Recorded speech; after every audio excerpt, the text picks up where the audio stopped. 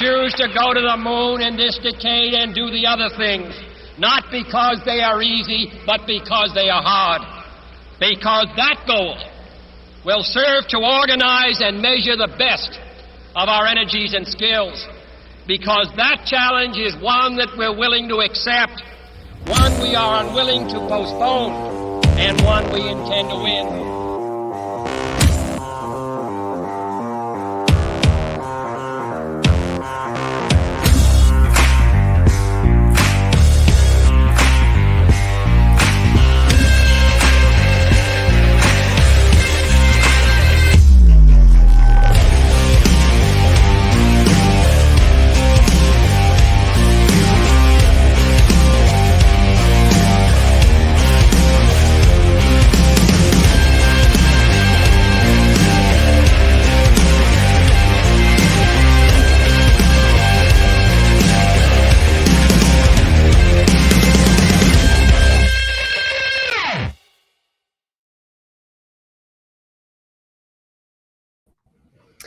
Good morning, Insurance Syndicate. Happy Thursday. Hope everybody's having a great day. I have today, as y'all know, because we've been talking about it, my buddy, Coach Micheal Burt, on with us today. I assume you can hear me loud and clear, Coach. Yes, I can. Sound Perfect. good? Your new mic is crisp, bro. Crisp. I love it. Yeah, I wanted new mics in every location so that at any time I do a podcast, so I had my assistant say, give me a bunch of mics for every location I'm at. That way it sounds good. Yeah, and consistent, right? If I'm going to do this many podcasts and this many push, man, I want it to sound good. So she hooked me up. I love it, dude. Well, I think most people watching definitely know you, but for those that don't, small intro, Coach Micheal Burt, man, he's one of the most popular business coaches out there. Coaches a lot of people from different industries, insurance, real estate, mortgages, a lot of like, I don't want to use, what are the, like, I don't want to say MLM because there's a better word for it, but those companies that sell a bunch of stuff. Yep. I know you coach a lot of those guys, and you've helped me a ton. You know, we've had a cool relationship for the last, I don't know, year and a half, 2 years going on now, and we're doing a lot of cool stuff together. Background, obviously, in literally coaching, basketball coach by trade, and I think how many books now? Is it like 27, bro? Something crazy. I've heard the new one is 17, and then 17, I got coming out to the real estate market with 2 guys, and that'll be 18. So 17 and 18 are coming out. And flip the switch. I got 10 ordered already. Thank you. And we're looking forward to it, dude. So welcome, and happy to have you on, dude, today. Yeah, thanks for having me. I'm really enjoying. It's interesting because when you have something to fight for and look forward to, like this book coming out in January, it almost reactivates the prey drive in you because you got a game to play, you got a trophy to win, you've got a competition, and so it's been really, it's helped me even find a new gear in myself that's got me to a higher level than previous. So it's all been a good thing. Yeah, isn't it? And I know that's what you talk about a lot. Obviously, it's weird, man. I have a lot of people ask like, why I still work so much? And I find it like just to be the weirdest question ever. And then I try to explain it. I'm like, why am I even explaining why I work? I don't even understand. I get lost in it. Why do you think people struggle with that? Well, we've been kind of sold this concept that we're going to work till one day we're going to retire. And the word retire literally means to take out of use. It literally means there is no more utility left, right? So we've kind of been sold that, hey, we're going to build something like you did. We're going to potentially sell it, or we're going to work to an age and we're going to retire. But what we really run out of when we are taken out of use is we run out of purpose.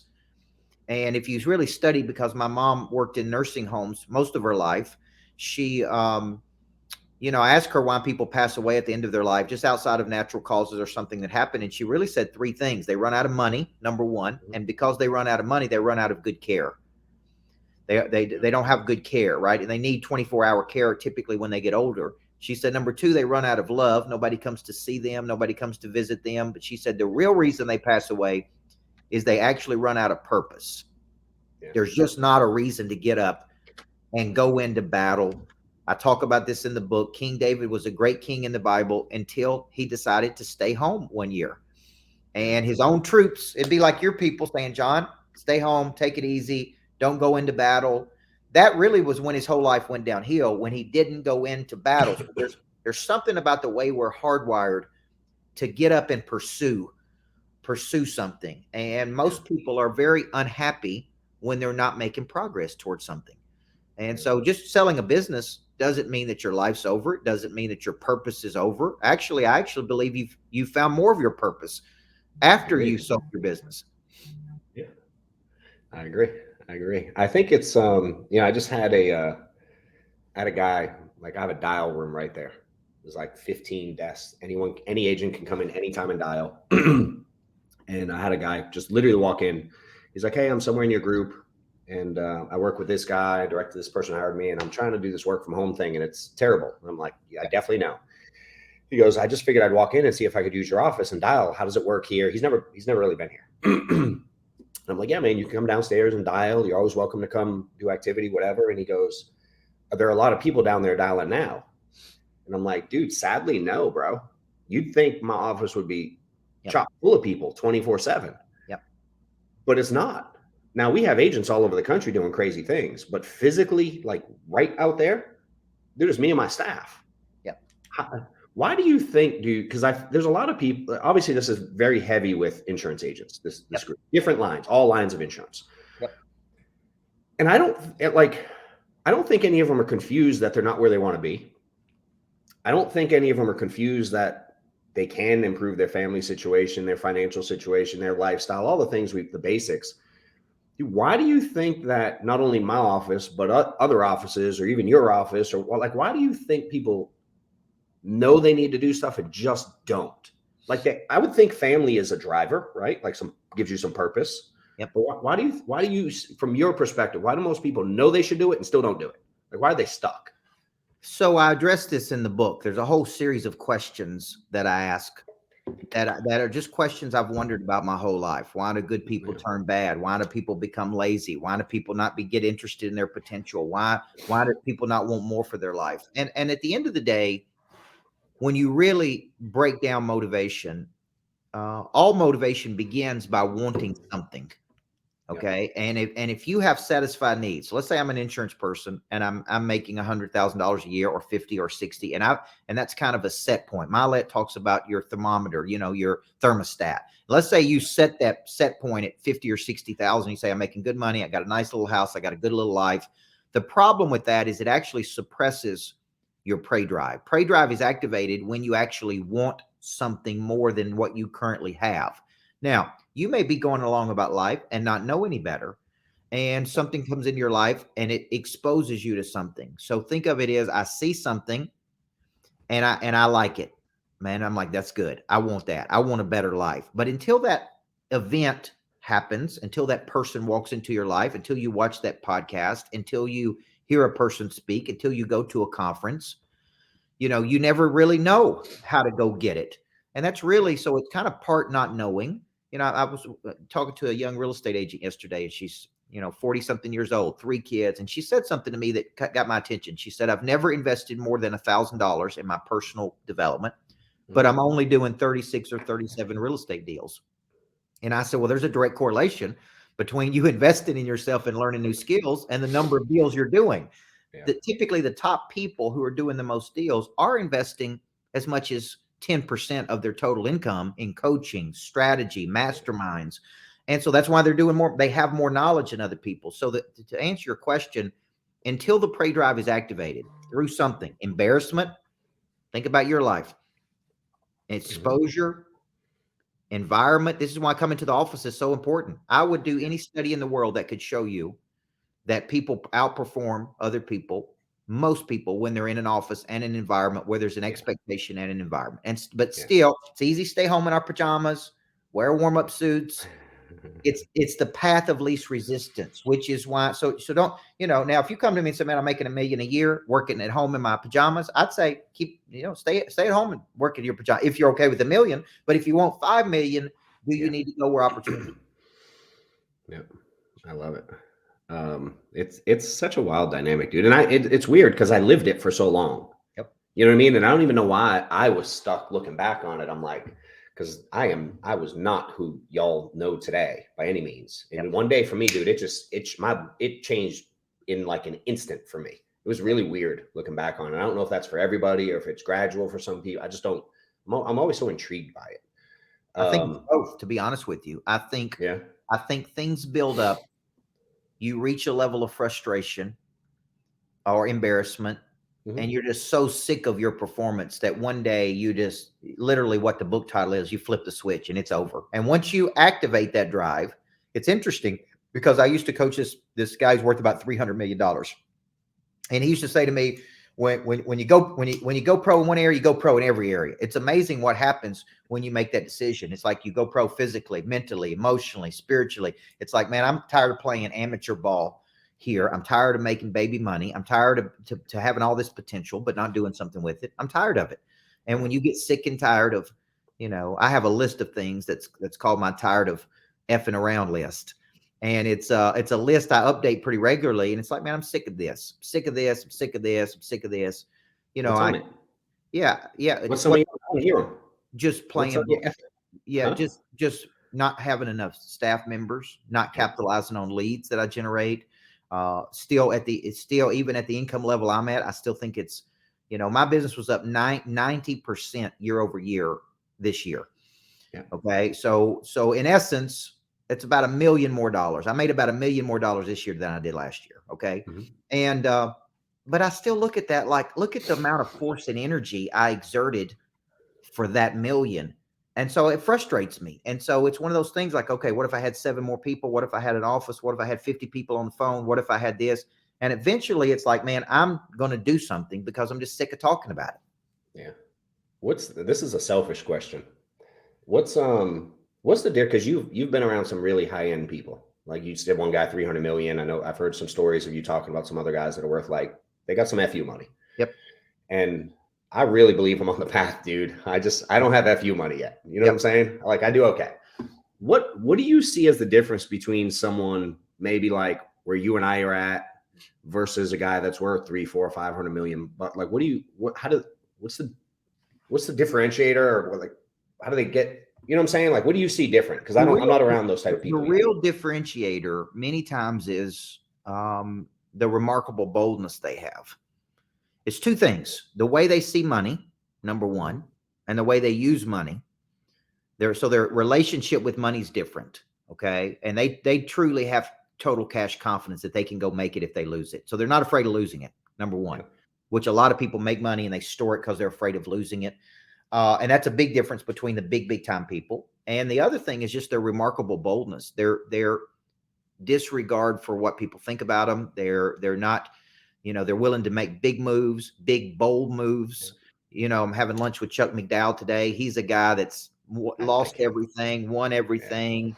Yeah. He's got literally no fear. I mean, he started a mortgage company right in the middle of this thing. I mean, it's just crazy. I mean, some of the stuff, it's like, how does that guy do it? I mean, it's just, and every time I'm with him, he's like, you got to get bolder. You got to get bolder. If you're going to get to this level, you got to get bolder.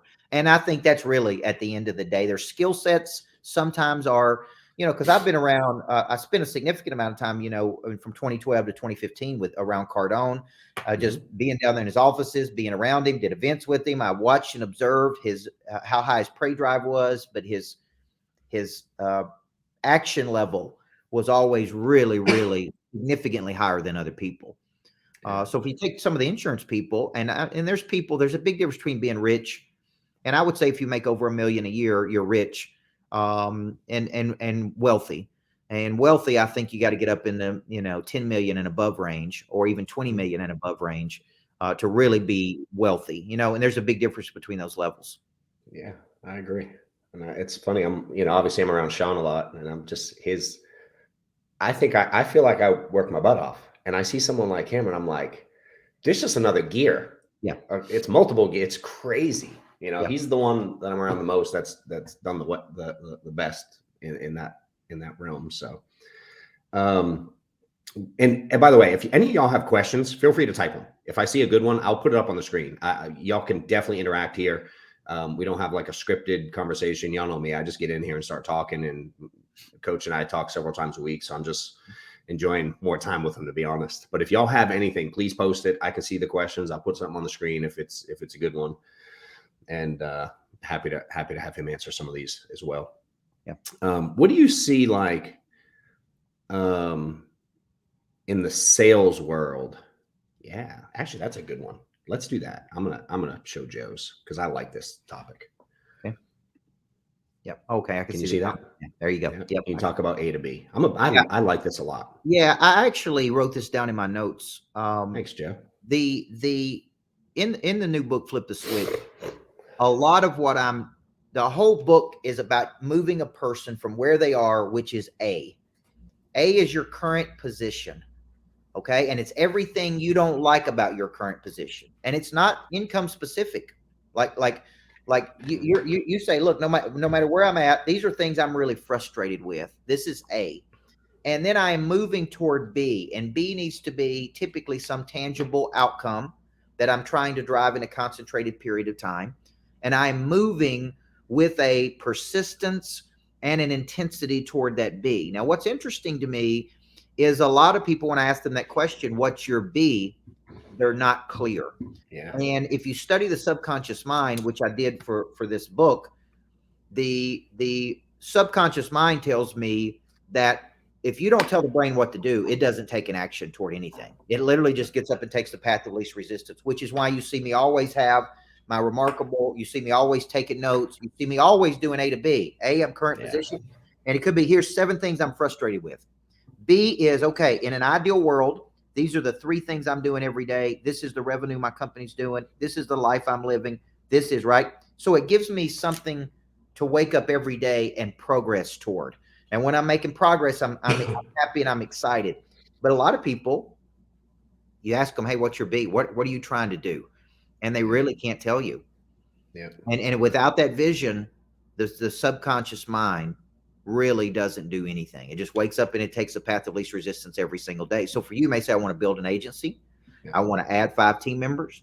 I want to get my business to doing $1 million a year. I want to personally make $1 million a year. I want to do this. See, this every day you wake up, and then that really separates the high value from the low value. High value activity moves you toward your B. If there's a person on there who wanted to sell an insurance agency, those things, don't magically happen. So there's things you got to do. How many agents do I need to build? What structures do I need to have in place? Who do I need to learn and grow from? Right. So B is an ideal outcome that we're working toward, which serves a purpose to activate and reactivate the prey drive. Makes sense. What about a guy that has a B? Right. I see this a lot, man. They have their B. I don't know how solid it is or isn't. It's probably irrelevant.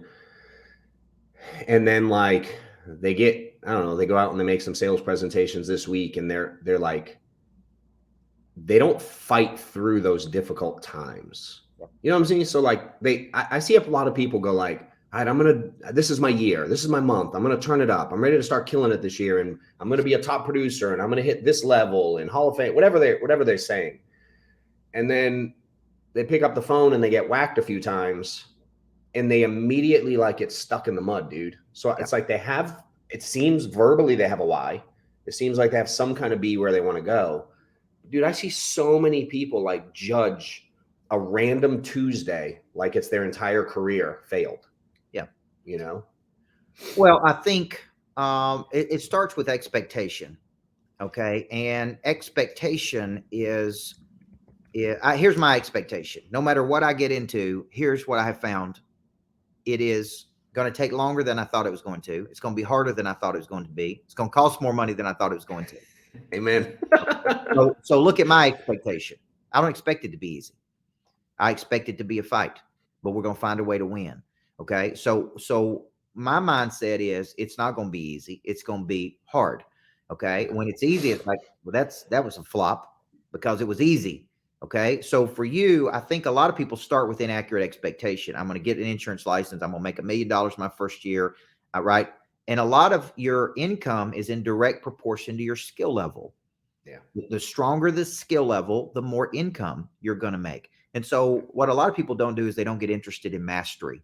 So they start and they quit, and they start and they quit, and they start and they quit, and they never really master something. Selling on the phone is a skill. Selling in person is a skill, right? There's technique, there's scripts, but there's also instinct. How do you make a person feel comfortable? How do you get them to take an action? How do you articulate value? How do you follow up and bring a person to a close? So what happens is prey drive, PREYDRIVE is prevalent in animals. And it is an animal's instinct to stalk, capture, and kill prey. Prey drive in a human is the ability to see something with the eyes or in the mind. So you said, hey, it's going to be my best month ever. It's in the mind. But that's only one part. Now I got to activate that drive every day. Now I got to persist with that drive every day. Now I've got to have an intensity with that drive every day. So people go to work and they freeze. Money follows energy. Money follows attention. Money follows circulation. Money never follows stagnation. So the prey drive has to be activated every morning to go get it. Now, let me go back to one thing because Joe had asked about this. A big reason a person stays motivated over a long cycle of time is what's called because goals. And a because goal is a big reason to do something when you don't feel like it. Okay. Because I'm sick of being poor, because I'm sick of being number 300, because I'm sick of this, because I grew up poor and I never want to be poor again, because I got 3 kids. Right. Yeah. That overrides my feelings. Okay. And so between A and B, there's typically something that's keeping a person going from A to B. Is it their knowledge, Johnny? Is it their skill? Is it their desire, which would be prey drive? Is it their confidence? Or is it their relationships? Those are typically 5 things that keep people moving from A to B, or they don't know what their because goals are. Yeah. It's funny. I just saw Johnny comment too. He, we're in one of these groups the other day commenting or something. And I made a joke about a guy that did a call and he was like really transparent about leads. You know what I mean? He's in marketing and he sells leads or whatever. And he's like, the way he described them was unlike most because he wasn't trying to pretend he had magic leads. And I made some smart comment about, oh, you mean they're not magic? And I don't remember how the whole thing went, but Johnny commented and he was like, I wish they were. I wish I booked them all. You know what I mean? I wish it were easy. Some comment like that. And I'm like, dude, you actually don't wish they were it was easy, because if they were, everyone would do it. It wouldn't pay as much. And you wouldn't be who you are in the industry today because he has something others don't. You know what I'm saying? And it's like a lot of people do wish it was easy. I'm like Walmart's easy. That's why it pays like crap, you know, and anyone can walk in and do it. So I enjoy the journey of hard now. I enjoy doing hard things and I enjoy being someone that can fight through difficult things because I like being looked at as someone that will stick with things when most won't. You know, and it makes it really easy to stand out when you kind of fight through that stuff daily. Well, this is why we get into the habits of the top 1% in the book. Yeah. And 2 of the habits of the top 1% are grit and resilience. All the top people have that. And the other one that I like that people don't talk about is the ability to lock in and see something through to its conclusion. Yeah. Yesterday, I was coaching a young group of real estate agents, and I said, see a lead. How do you see a lead through to the maturation of the lead? And the young man said, what does maturation mean? And I said, it means maturity of the lead. Okay. Now, national averages on follow-up for most people, 1.8 times. Every statistic in America tells me we should be going 7 to 15. The top people keep coming. They just keep coming. You can't knock them down. You can't keep them down. Pandemics, bad economies, lose everything. Like literally, there's 2 things they have is that grit and resilience. Grit being a combination of passion, perseverance, and resilience being the ability to use adversity or leverage adversity to actually activate the prey drive. You actually need the adversity sometimes to activate your prey drive. Without conflict, then many times you never get to the level that I'm talking about in this book, which is a freakish level. When you see people doing things like, man, how does that dude get to that level? Yeah. He's using adversity as rocket fuel. He's using negativity as rocket fuel. He's using, getting good and pissed off as rocket fuel. That's what he's doing. Yeah. That's my fuel, bro. I'm a FU kind of driven kind of guy. And, it is what it is. I'm curious on something, and we've never talked about this before. And, it's funny. Obviously I do a lot of recruiting in the business, and where, I'll put that up in a second, Joe. And I think one of the mistakes people make recruiting is they literally try to sell them on the dream here in insurance, hire everybody, and then get frustrated with the lack of result or people's quit or give up level. You know what I mean? And they just, if you were to speak from the side, and I know you're getting in the business, obviously you aren't at a point where you've recruited at a mass. That's right. But if you were talking to a guy like Johnny or some Ryan or some of these other guys that have been in the business for a little bit, and maybe they're trying to build or whatever, Joe, how would you advise, knowing that we're looking for these qualities in people that are hungry and want to do big things, how would you advise people go about like discerning who might be a good hire and someone to work with versus who's not? Like, are there questions how would you, I mean, just knowing what you know about the business and the struggles we've talked about building and scaling, and you know what I mean? How would you advise they kind of weed people out, in your opinion? I'm curious. Well, in some ways, like gravitate toward like, but in some ways, drains are attracted to fountains. And so in some ways, when you're hiring people, you're looking at their work ethic, although it doesn't always correlate.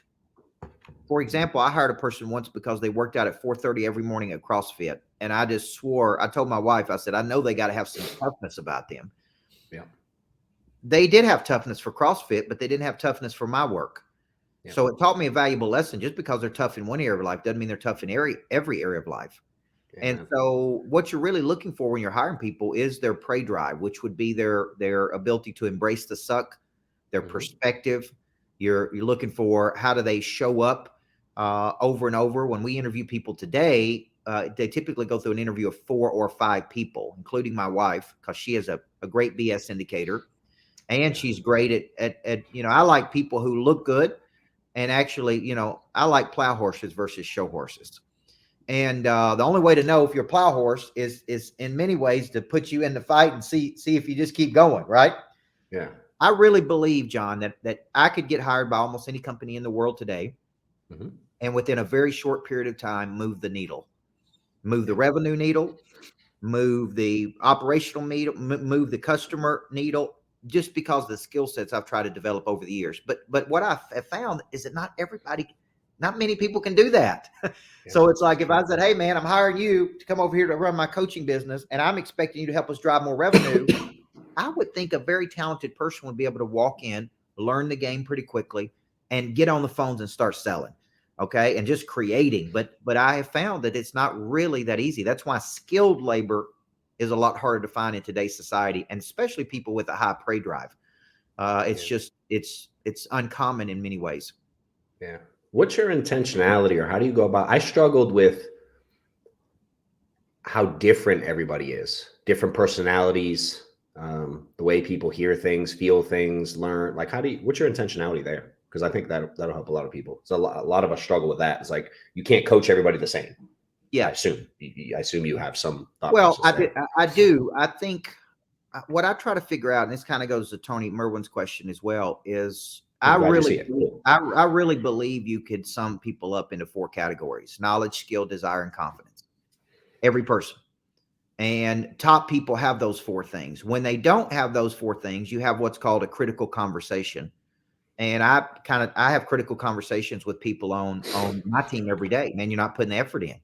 Your skill level is not where it needs to be. Your income is in proportion to your skill level, right? Your confidence is not where it needs to be. I would do this different. So a good coach has the ability. It's just kind of hardwired in a good coach to have what's called critical or crucial conversations with people, and just be honest with them, man.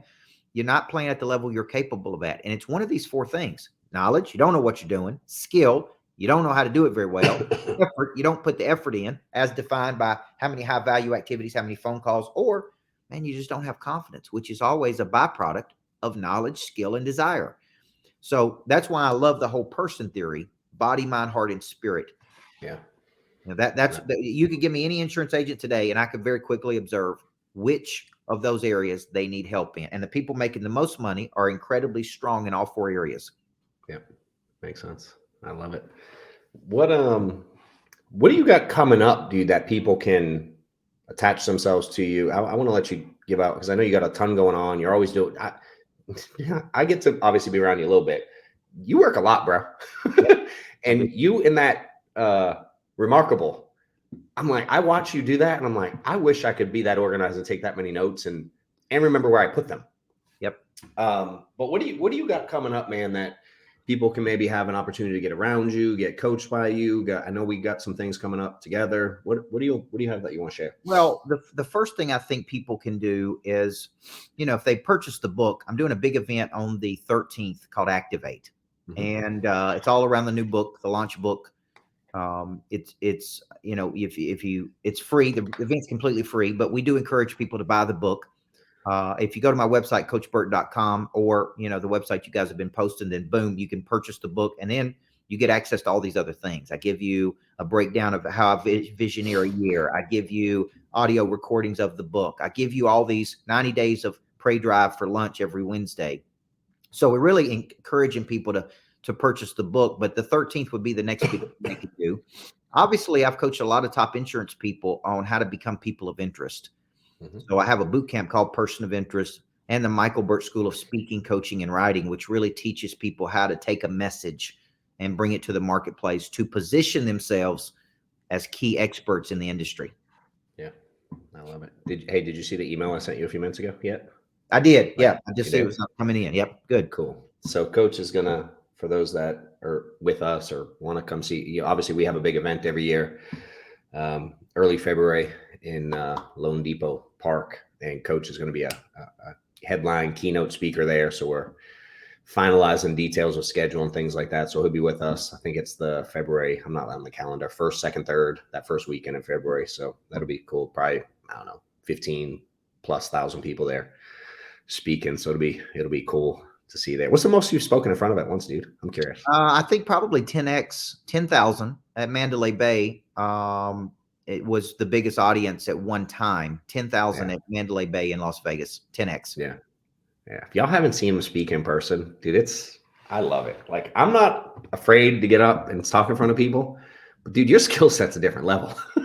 I'm in the back trying to study it. Like, and obviously you gave me some feedback last time. I'm like, all right, I got stuff to work on, dude. Well, just like you've been, doing insurance and you've reached mastery level there, and that's what I've been doing for, the last really 20 years. Yeah. Is being on small stages and big stages and tough audiences and big audiences. And, it's just a long obedience in the same direction where you learn. It's more instinctual today than anything. Because I can, and refinement of a message. What do I really want to say to the world? Who do I want to help? What's my skill set to help those people? And I feel like I found that in Pray Drive. All of my concepts I really love, but this Pray Drive concept is who I am, right? I mean, it's me. Yeah. It's the intentionality I like when you deliver stuff, but the engagement, dude, is next level. Yeah. That's the piece I think you crush. I'm like, if I'm this year, I'm working on that. Like, I speak, I'm going to be, oh, look at that. My wife just posted. They're peeping on us. Stephanie. Thank you. Thank you, bro.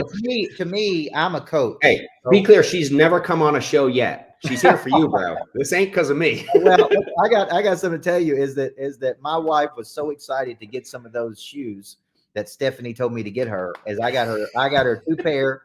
And I think my wife loves them. I think she sleeps them at night. That's how much she loves those things. So I can thank her for getting me to get those expensive shoes. But my wife was 100% excited. She says, best Christmas gifts I'd ever got. I love it. That's so cool. What do you want to? So I always try to end it. And again, if anybody has any questions you want to, we'll wrap on them. You can put them up and we'll wrap soon. But I always like to give agents something from each person. It is Tactical Thursdays, and I like people to be able to walk away, and you've given obviously a ton of stuff, but if you could talk to an individual insurance agent and tell them something they can literally end on this show and go do right now to improve their business situation, give them something, couple things, whatever you want there. I believe selling. I did a whole podcast last night with a guy in Asia. It's 9 a.m. in Asia. It was 7 p.m. in Tennessee. And he asked me what my philosophy was on selling. Okay. And I like to make this real simple for everybody. Selling is money exchanges hands when problems are solved. Everybody either has a problem or they have an ambition.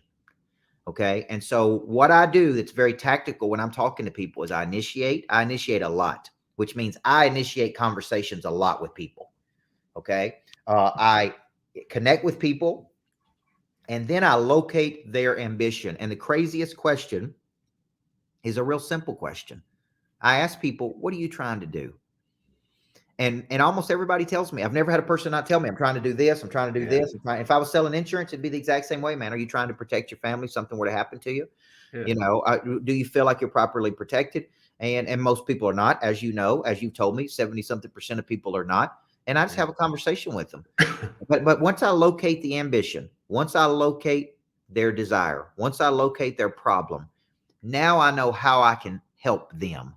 And that is really important. So it's a real simple formula. I initiate, I connect, I locate their ambition, and I invite them to take an action.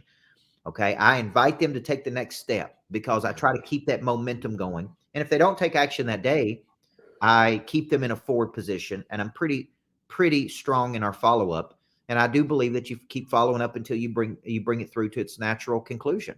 And many people just don't do that. It's on dreams, ideas, selling, partnerships, you know. So that is a real tactical thing I do every day. But if you follow me around, you see me do it over and over. I initiate with people, I locate what they're trying to do, and then I follow up until I bring it to a decision, which means to cut something away. Yeah. Joe, I did see your question. I'll post in a second. To second on that, dude, on the follow-up stuff, because you definitely engaged with me a lot when we were first started talking, and I liked it was like actual videos to me. I get some people that send me videos, and they're like, "Hey," and you can tell they sent the same video to 47 people. Yep. You're super intentional there. But what do you say to the average agent that I hear a lot, dude, with follow-up? I didn't want to bother them. I think they're busy. Like, what's your thoughts there? Because you don't give a rip. No, those are internal. Those are internal considerations. The truth is, you can't lose something you don't have. And if you following up with a person scares them off, then you never had it to begin with, and they're not really interested, or maybe they're just not interested today. So to me, I was a disciple of Covey, and one of the strongest things Covey taught was between stimulus and response is a space, and in that space lies our ability to choose our response. And what that really means in the sales cycle is I can't control John Wetmore's response. All I can control is my stimulus. And I believe objects at rest stay at rest unless acted on by an outside force. So I didn't wake up thinking I want to buy more life insurance today, but that doesn't mean I don't need more life insurance. So I probably go on about my life until something comes along and stimulates that. So follow-up is stimulating that desire. It is showing people how you can solve a problem that they may or may not know. Like if a person called me today and said, "Look, man, I know you're trying to sell 10,000 units of this book. I got a special plan to do it. I've done it for the last 4 people. You know, I've been kind of a secret. Not all people know about me, but if I could do this for you, would you be open to it?" And I would say yes, because it solves a problem for me. Yeah. Right. So you got to think of yourself. But I see people really follow up poorly. I've seen big time people follow up poorly. They just send random messages. When you're following up, go back to the problem. Show people how you can solve that problem. Remind them of the problem that they had. Show them how you can help them with their ambition. Bring a real strategy to the equation. And people are, quite frankly, pretty lazy when it comes to that part. Yeah, they are. You pointed out, obviously, identifying the problem. I remember when you asked me, like, what I was trying to do. I remember that conversation, you know. And I think a lot of the salespeople are so focused on making the sale and not identifying and solving a problem. Maybe that's where the fear lies. See, I don't call people to make sales. I call people to connect. And once I connect, you know, I called a guy yesterday, said, "Man, I just want to connect, see what you're doing. I'm watching you on Facebook. You seem like you're ready to go pro. What's 1 or 2 missing structures you've got right now?" And he said sales, because he's a franchise guy. He said sales, and I really want to be a person of interest. And I said, "Man, if you really want to be a person of interest, let me tell you how I would use that strategy to generate more leads for your franchise business, if that's your number one thing." I said, "Man, I've got 2 boot camps coming up. If it's of interest to you, I'm going to send it to you. You look at it, review it. I'll follow back up with you to see if I can get you in the room with me." I love it. It's easy, man. And all he can do is say no. And it's not going to hurt my feelings if he says no. I'm just going to keep on moving to the next person. Yeah, I love it. And with this one, man, Joe wants to know if you'll share your daily schedule. Daily schedule is I'm at my best, and my prey drive is at highest when I'm up at 4:20 When I'm in the gym at 5 a.m., I go to Rock Box, which is a boxing gym. So we box for 30 minutes. We do high functional fitness for 30 minutes. I leave the gym at 6. I typically do a morning video for all the people who follow me. I go home and spend about 30 to 40 minutes with my kids in the mornings. I have breakfast with my wife. And then I kind of move into activating my business pray drive. So I'm trying to feed all 4 parts of my nature. On my way to the gym, it's about 10 minutes. I listen to about a 10-minute sermon that feeds my faith. Then I work out. It feeds my body. Then I've spent time with my kids, feeds my heart. Then I always listen to something on business. Maybe I'm listening to a book right now on Audible, but there's something that I'm trying to activate, because that pray drive has to be activated daily. You have to activate it to go into battle every single day. Inconsistency is a killer of momentum, man. I'm telling you. So over a period of time, it becomes what we call it in the sports world muscle memory. It's where you just do it because that's what you do. You don't know any other way to do it. You know, my wife said to me one day, it's almost as if you don't recognize when you're tired. She's like, I've never seen a person that doesn't recognize fatigue. And I said, fatigue is a feeling. And so I've just learned to fight through those feelings and not think about it, because my B is really big. I got a big B, and that's what keeps me motivated. I love it, man. Well, I appreciate your time. If there's anything you want to share that we left out, you certainly can.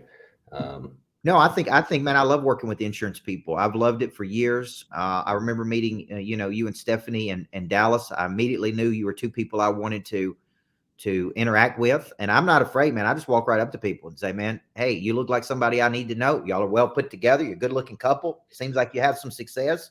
I can, and I just walk right up and start conversation with them, man. And that's what a lot of people don't do. And I don't know where it's going to go. It may go nowhere. And in some cases it has gone nowhere. But, you look at that experience. The very next night I was in your car in the back seat going different places with you. So it's like, look at what that's led to, though. I mean, we're going to do major things in the insurance world. We're already doing major things, with your agents and all kinds of people. We're going to do bigger things, right? This is just the beginning, but it wouldn't have happened if I would have just walked past you that night, got in the car and went on about my business. Yeah. It's funny. I remember like walking in the lobby there, and we kind of made eye contact a little bit. I knew of you. I don't know we didn't know each other at all. And literally me and Steph waiting for our car outside. I think we were waiting for valet or whatever. We walked right out. Hey man, just like he said, it's wild to think how intentionality can lead. And it's led to some cool stuff. And you and I have obviously talked about some really big things we're working on for this year. So I'm excited about it, dude. Enjoying the relationship, enjoy learning from you, and look forward to a bunch more conversations. So appreciate your time today. Thanks for getting on the syndicate. Thank you guys. And do one thing for me, man. Just buy that book. Go buy one copy of that book. If you didn't do anything with me, just get one copy of Flip the Switch at my website. It's right up on the middle at coachburt.com. Purchase the book. You're going to get a lot of free coaching when you purchase that book, but we're trying to do some big things. So thank you for that. You got it, dude. I'd say if anyone's in the business trying to build, you should buy multiple books and give them to your guys. Yeah. Like, why not? I agree with that. Gift them to people. So appreciate it, Coach. All right, have a great day. Thank you, guys. Have a great day. Talk soon.